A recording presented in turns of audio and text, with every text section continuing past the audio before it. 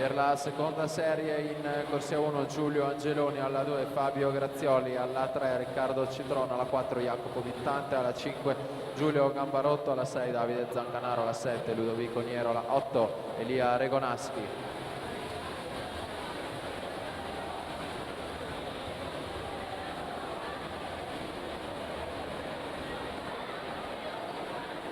Alessandro Mora, classe 2005, 26 e 98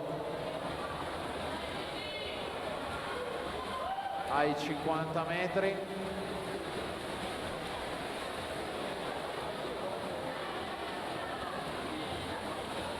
Il record della manifestazione per i 2005, 55 e 71.